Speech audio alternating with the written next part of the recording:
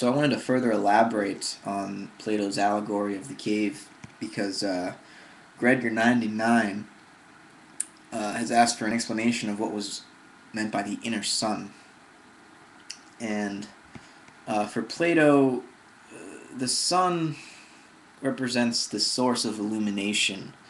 It is that which shines forth from eternity and creates the reflection off of the ephemeral, phenomenal world, which is always passing away. There's nothing permanent about it.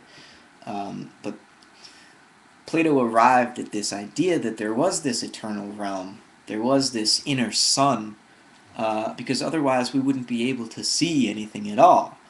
And even though what we do see is temporary, we still have vision.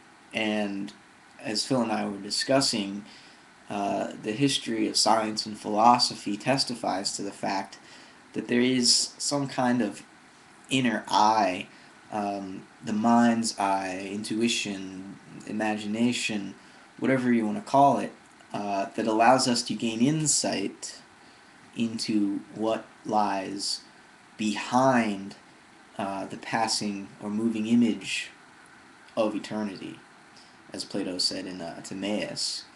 And I think what the inner sun really refers to is that deepest, most intimate part of yourself. And I don't mean your individual self. It's so deep within that actually it coincides with the interior of every sentient being.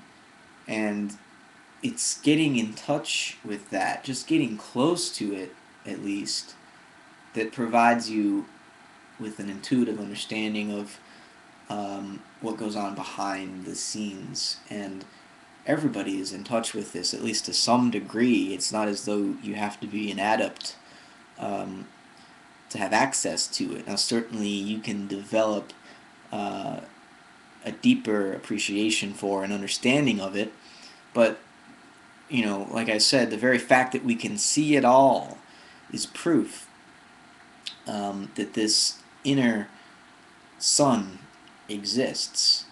The very fact that we can communicate with others is further proof that this inner sun exists. And when you really understand someone else, when you really resonate, when you really become one with another on a mental or spiritual level, I think the reality of this inner sun and the illumination which it provides becomes more than apparent. And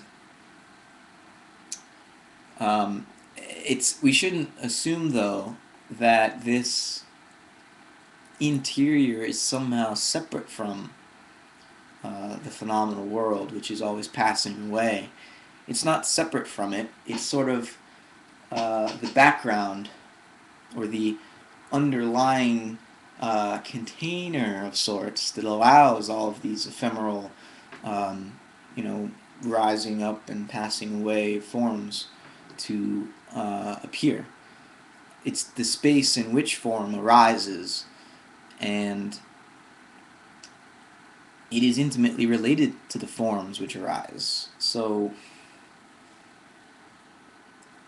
I'll leave it at that, and hopefully I've